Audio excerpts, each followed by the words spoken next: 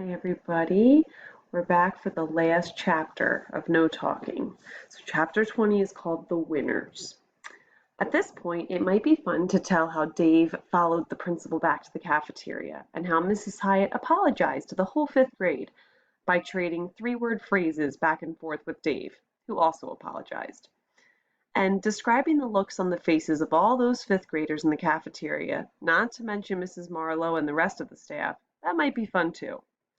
Or it might be interesting to tell how Mrs. Hyatt called an all-school assembly 5 minutes later by chiming the school intercom and then saying, "Everyone, auditorium, hurry!"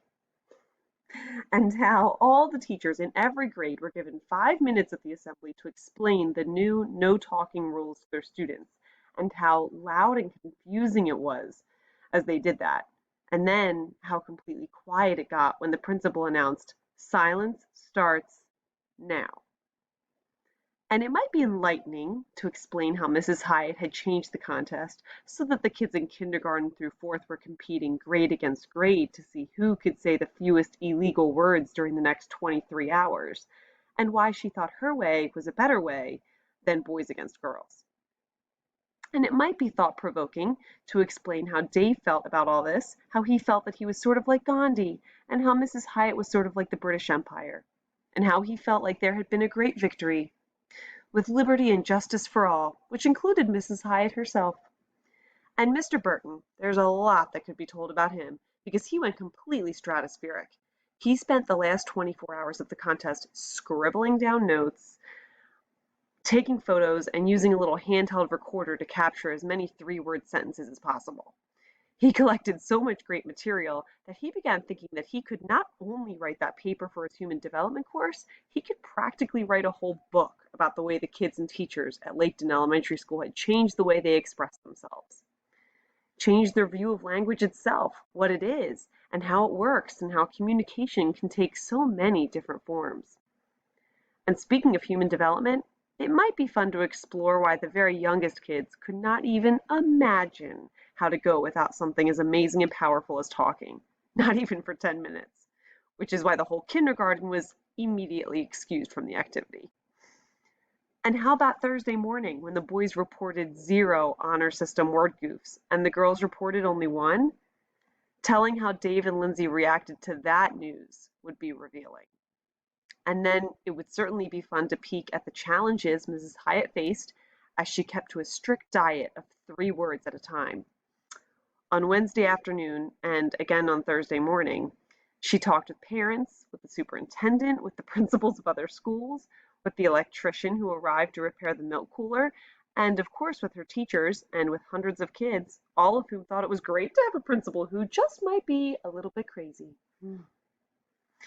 In fact, the story could jump a whole week ahead, or even months ahead, to see the way the fifth graders completed the school year as kinder, more careful talkers and thinkers.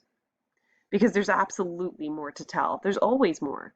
But as tempting as it is, it's not the time to tell about all that. Because this is the time to jump right to fifth grade lunch on Thursday, right to that point when the original contest was coming to an end, right to that moment of truth when the boys and the girls were getting ready to compare their final scores. Because with all the goodwill and the happy vibes that swirled out of Mrs. Hyatt's change of heart, plus the excitement of having the whole school go quiet, you might think that somehow the fifth grade boys against girls contest didn't matter anymore, but it did. Remember when Dave stood up and shouted at the principal on Wednesday? Did you think no one was counting? Not true. Everyone was counting. Dave had said 30 words, grand words, brave and true. However, all but 3 of them were illegal. At 12:14, 1 minute before the end of the contest, the cafeteria was silent.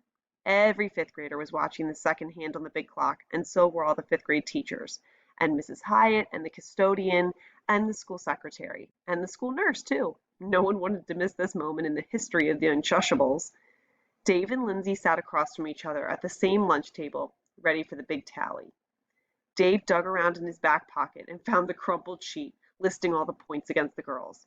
And Lindsay pulled her little red notebook and a pencil out of her backpack and she bent over it, adding and scribbling away. Glancing down, Dave saw something poking out of the top pouch of Lindsay's backpack. A huge permanent marker, a red one. And Dave had no trouble at all imagining a big L on his forehead because he already knew the final scores for both teams, and he was sure Lindsay did too. With just 15 seconds to go in the silent cafeteria, Lindsay stood up, looked down at the red notebook, took a deep breath, and she talked. I have to say this. My whole opinion changed about boys. You really did the honor system great. And being quiet, also great. Everyone together. So, thanks. And then the second hand pointed straight up, and it was 12:15, and the contest was over. A yell went up that nearly peeled the tiles off of the floor.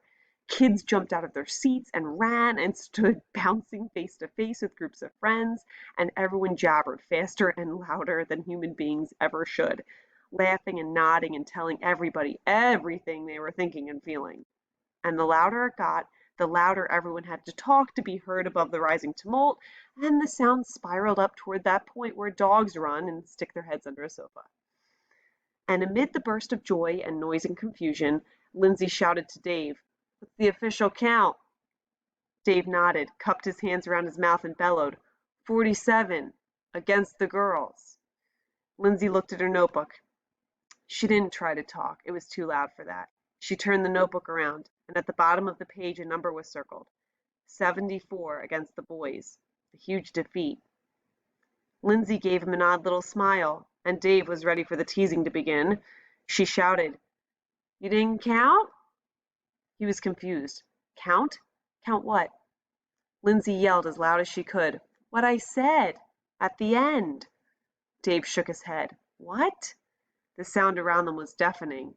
Lindsay flipped a page and then turned the red notebook around so Dave could see it, and there was her whole little speech, written out, word for word.